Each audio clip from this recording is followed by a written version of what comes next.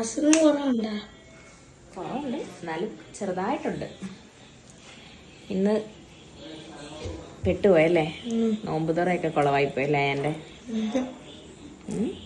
എനിക്കൊരു 5 മണിയായപ്പോൾ തുടങ്ങിയ തലവേദനയാണ്, സഹിക്കാൻ പറ്റാത്ത തലവേദനയായിരുന്നു.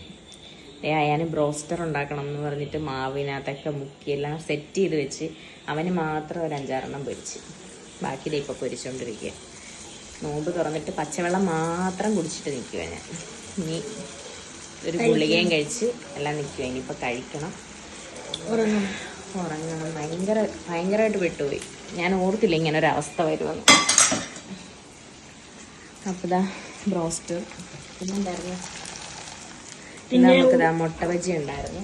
അതൊക്കെ അയാന് വേണ്ടി മാത്രം ഒരു 3-4 മാത്രം പൊരിച്ചിട്ട് ഞാൻ പോയി കിടന്നു. ഇത്തിരി എല്ലാവരും ഓരോന്ന് വീതം കഴിച്ചോളൂ. ബാക്കിയുള്ളത് ഞാൻ പൊരിക്കുവാണ്. പിന്നെ പൊറോട്ട കടയിൽ നിന്ന് വാങ്ങിച്ചു. ഇതാ നല്ല ചിക്കൻ കറി ഞാൻ നേരത്തെ വെച്ചായിരുന്നു.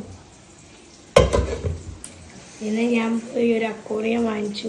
ഞാൻ അതിൻ്റെ ഇടയ്ക്ക് പോയി ഒരു അക്വേറിയം വാങ്ങിച്ച ഞാൻ മീനെ വളർത്താനുള്ള. ഇപ്പം മീൻ്റെ വാങ്ങിട്ടില്ല. അയാൻ മീൻ വളർത്താൻ തീരുമാനം എടുത്തിരിക്കുകയാണ്. അപ്പം പോയി അക്വേറിയം വാങ്ങിച്ചു. മീനൊന്നും ഇട്ടിട്ടില്ല, മീനൊക്കെ നമ്മൾ പയ്യെ സെറ്റ് ചെയ്ത് അല്ലേ. ഒരു ഫിൽറ്റർ വാങ്ങിച്ചു വെച്ചെല്ലാം വാങ്ങിക്കണം. അക്വേറിയം തന്നെ എത്ര രൂപയായി? 1200 രൂപ. 1000. അപ്പോൾ ഇന്നത്തെ അവസ്ഥയൊക്കെ ഇതാണ്. പെട്ടുപോയി. തലവേദന, സഹിക്കാൻ വയ്യാത്ത തലവേദന. അയാൻ്റെ നോമ്പ് കുളവായി. അയാൻ തന്നെ നാരങ്ങ വെള്ളമൊക്കെ കലക്കി കുടിക്കേണ്ട അവസ്ഥ വന്നു. അങ്ങനെ